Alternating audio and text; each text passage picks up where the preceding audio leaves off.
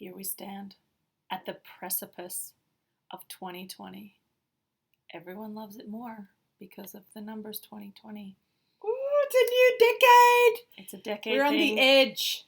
Don't step back. I was like, are we going to sing? Are we going to sing? I'm on the edge with you. Okay. You always want to sing. I know. That's good. It's a dream. And since this is all about manifesting your dreams, the question is, what's your vision going to be like for 2020? 2020 vision. It's like perfect. It's the perfect marketing is coming out. The 2020 vision, a new decade. It's time. I feel it in the planets. There is movement.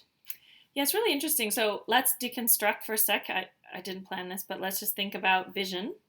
And why do people actually get glasses to have 2020 vision? So people that don't have 2020 vision, why do they get glasses, Nat? To get 2020 vision. Yeah, but how does it work? What do the actual glasses do? They help you see clearly. They help you get clarity and help you get focus. Yeah, and we didn't plan that, and you knew the answer. Do you know, say that thing, Smart. I love what you say actually about closing your eyes. Well, my belief is that you actually have better vision. So we've just gone through getting glasses, but you have a clearer picture and better vision when you close your eyes. And the reason is because there's no obstacles. You can see, I can see clearly now the rain has gone. Okay, We did that twice.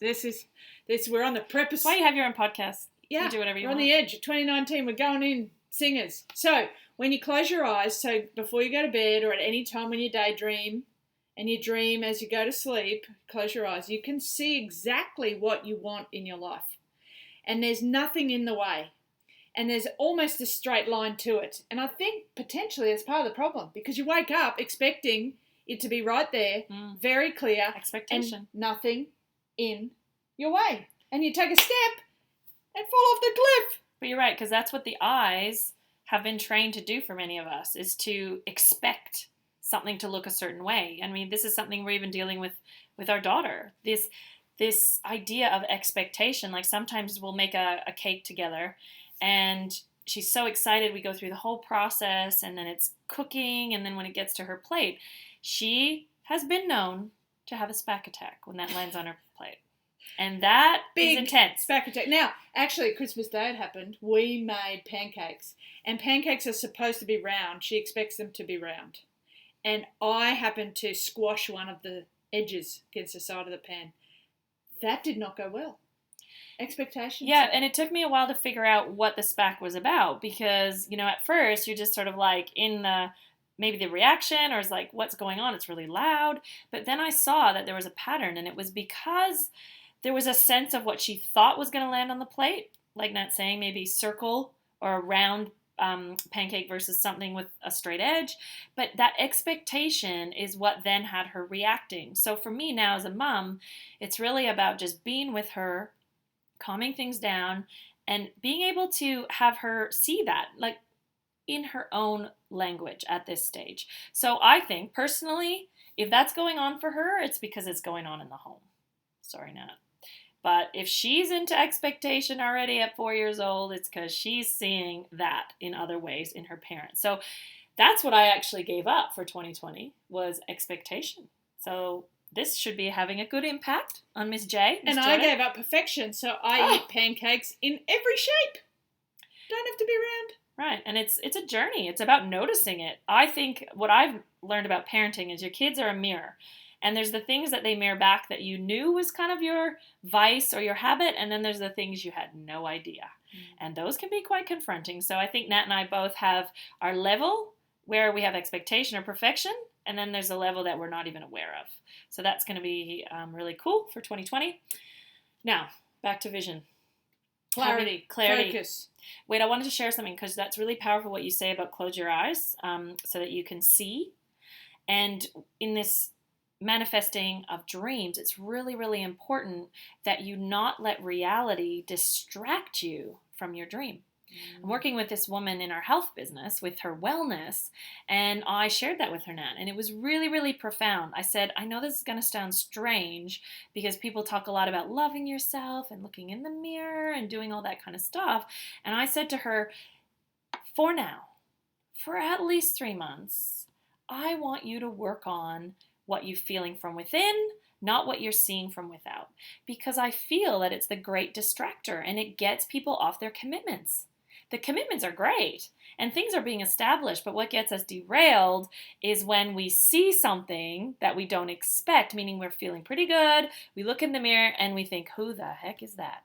And by the way, many people, has been proven, have dysmorphia when it comes to what they're seeing anyway. They're not seeing what everybody else sees. And to be honest, I'm just going to go a bit deeper there. It kind of brings up the idea of, is there ever one static thing that is ever being seen? Meaning, Nat sees something, my mom sees something. Basically, reality is just a construct of what everybody thinks. What is the reality? That's right. Reality isn't this like thing. It's almost like we think there's a reality bank in the middle of Russia and it's like down low and deep and we can all just act. No, it's not. It's actually a collective consciousness of people that have thought one thing. So when you close your eyes, you're just closing your eyes to the good opinion of others, to be honest. And you start to like run your own race. Wouldn't it be cool to create your own reality? That's what's possible. Guess what? We are. You got to get out of your own way. And sometimes you got to close your eyes and really go deep and present to what it is that you want. Yeah. For yourself and others. And you know, for 2020, there will be an impetus because there's a freshness to a new year, a new decade. We are really encouraging people to not try to rush 2019 and then jump into 2020 with this freshness. Like Nat and I work with a lot of teams of people in different areas, and what we've noticed is there's a lot higher participation on week 1 of a 90-day game plan than there is on, let's say, day 80. Let's say, what's that word? Not atrophy. Attrition. A 90% attrition rate. Fascinating. And by the way, at the beginning, you kind of set that up because you know about attrition. So you kind of talk a little bit about it and you really discuss, that happens and everybody raises their hand and it's like, it's not going to be me. And then it's them. However, not every single person does succumb to the natural lag of life. Therefore, what that tells me is it is possible. It is possible. So that can be you. You could do it different this year. But I don't think you're going to do it different this year on hope. Oh, this is a good one. This is funny. One of the courses that I'm taking, he says, a lot of you are on hopeism. Or hopeism, maybe. Hopeism, and you're smoking it. And I was like, yeah, that's pretty good. So we're not going to be smoking that this year. That's not our gig, Nat. And so what are we going to be about in 2020? We are going to be about dreams to manifestation and the tasks that are needed to get to your dream. How do we map that out? Right? Part of it is a roadmap. You'd like to know if you were going somewhere. Like we just rely on our GPS right now. We don't even know what streets we're taking. We don't even know what they're called. I used to, but now it's you just listen to Siri or tell you where you're turning and where you're going, what lane to be in. That's even early. Get in the left lane, get in the middle lane. So we just go on this autopilot. But ultimately, that's because there's a series of maps with precise coordinates that are in our phone and our GPSs. So how do we build for 2020, not even 2020, beyond 2020? I work in 4-year cycles as an Olympian, right? So I'm going for 2030, 2032. There's a little bit of a reason behind 2032, but we'll tell you that later. So how do you go beyond? How do you put in maps? How do you put in detail? And you can add detail, right? It might start very basic and we add detail. So that's what 2020 is going to look like. So mapping to manifestation. And you just made me think about something with the maps because sometimes Nat and I discuss that the map gives a couple different options. And Nat's like, I don't want to go that way because all the red signs are over there, meaning there's like a slowdown, there's traffic, but the map is saying go that way. And it's kind of like everything in you is thinking, well, I don't want to go towards the red or where the construction is. And yet somehow, sometimes, the obstacle is actually the way. And I'm loving this social media course that we're doing where they talk about the obstacle being the way, because I've read that book, but I'm actually noticing that the exact obstacle that I'm having is actually the way through. It's the way forward. And it's just become really relevant, I suppose, because a concept is very different than when it really lives in your life and you take action according to it. So, obstacle being the way is one thing. But then we wanted to do an online survey. So here's the thing. We're going to ask you the question here, and you're going to show your technical prowess by typing in bit.ly/the Nat and Sarah Show. And when you go to our community group, our Facebook group, you are going to answer the survey there too. Because what we want to know from all of you is, I'm going to be honest, I had an assumption. So Nat and I were creating a 12-week program about manifesting your dream, which was cool. However, we've come to realize that maybe not everybody is up for taking 12 weeks to manifest. So we thought about, what if we did a dream class, like a master class, a dream class that was like packed full of flavor, that when you ended it, you actually punched through and started the journey to your dream, meaning you knew that once you had put that foot forward, you'd leant in, you'd made the move, there was no going back. So my question, I guess that's a survey, would you be more up for a 60 or 90-minute dream class or a 12-week program? What is your preference in 2020? Well, that's a no-brainer. 60 to 90 minutes or 12 weeks. Like, anyway, we didn't pack that with a punch. Speaking of punches, if you're watching us on our YouTube, Sarah just packed a punch, and we have my friend Jeff Horn's boxing glove up there. So that, I thought that was pretty cool. That is cool. He's very cool. He is very cool. Very awesome. And sometimes our goals need to be very impactful, that we need to punch our way through.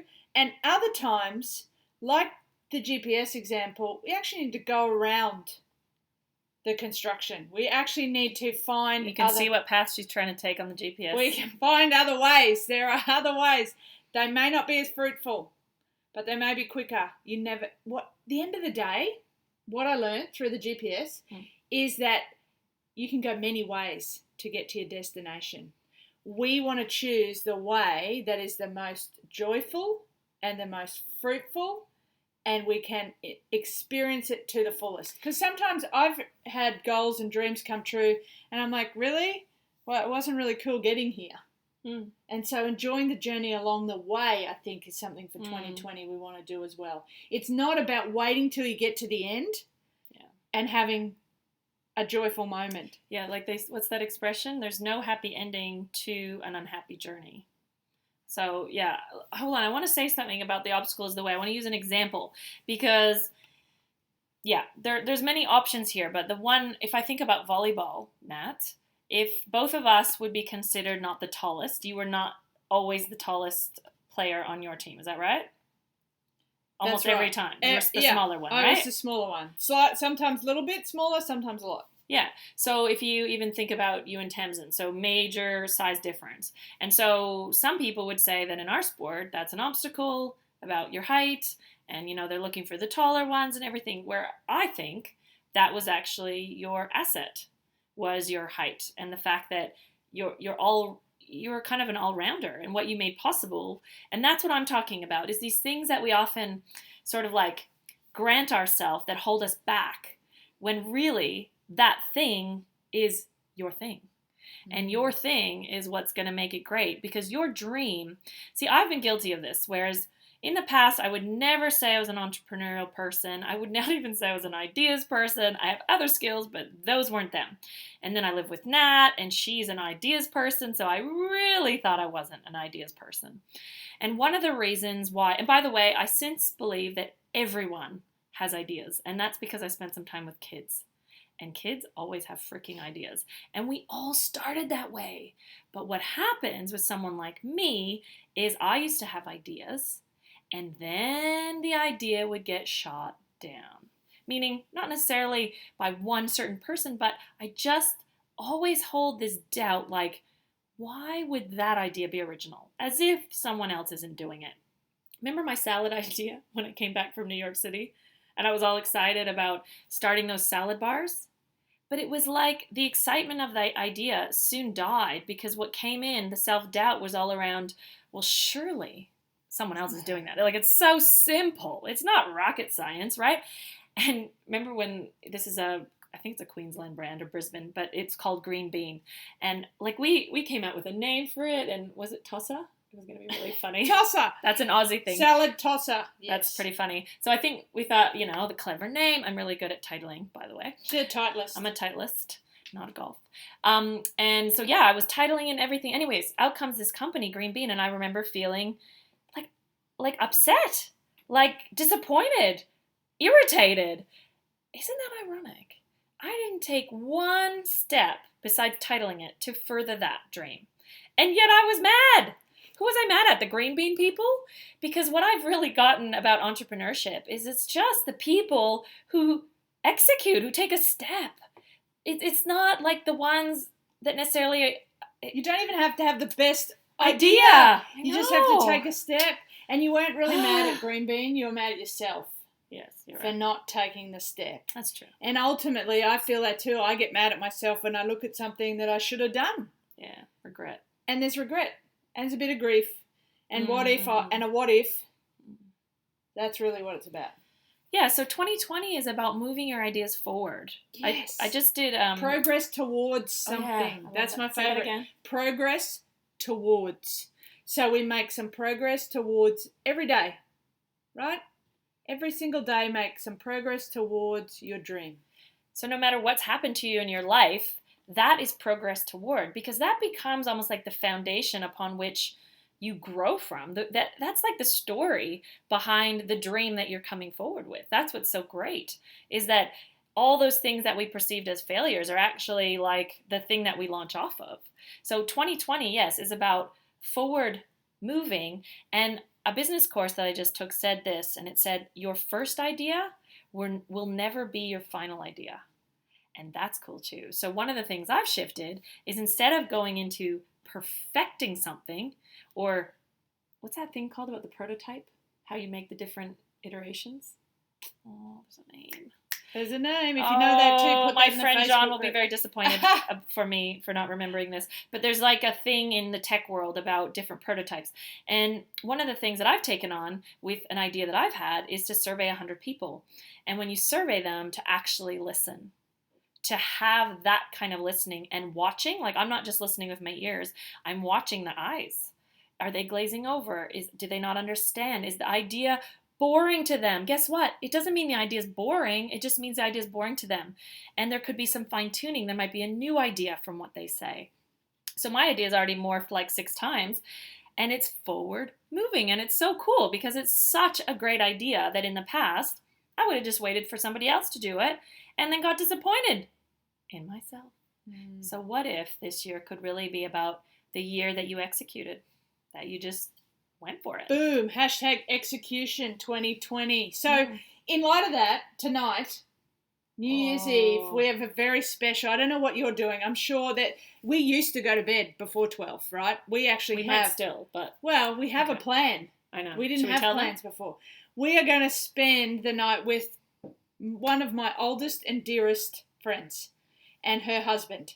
And we're going to their house, and we are sitting there waiting for their daughter and son to call them to come pick them up. From their parties. So, cool. We wanted to go out to dinner, by the way, with them. But we've realized that the phase that they're in. But guess what? The most fun thing is going to be right there with them. Yes. In their phase. Yeah, and our little one, Jordan, is going to go to Grandma's. So Grandma and Granddad don't really have plans. So, and if they do, they'll take Jordan with them to the first part, and then they'll go home and go to bed. And we have no idea what's going to happen. But we're going to hang out with our friends. We might have a gin and tonic. This is an admission. Nat and I, the non-drinkers, have become the one-time G&T girls. Thanks to our friends Richard and Suze in Switzerland, who are Aussie, they got us onto G&T. So on that note, we're going to cheers to you for the end of 2019. Nat with her health cup and me with my Superman cup. Which is actually mine too. Oh, my they're both Superman, yours. but it's okay. 20 years together and she's still saying mine. The Superman is, please. Okay, it's true. Please. And I've got Yoda on today if you're watching the show. Are we going to kiss each other at midnight? At midnight, yes. We can do that. We did it under a holly for Christmas, so we can do that at midnight. We won't do it now. Should we kiss for them? Ready? Mwah! Okay, here's to end of 2019 for everyone, and hello 2020. Enjoy your evening.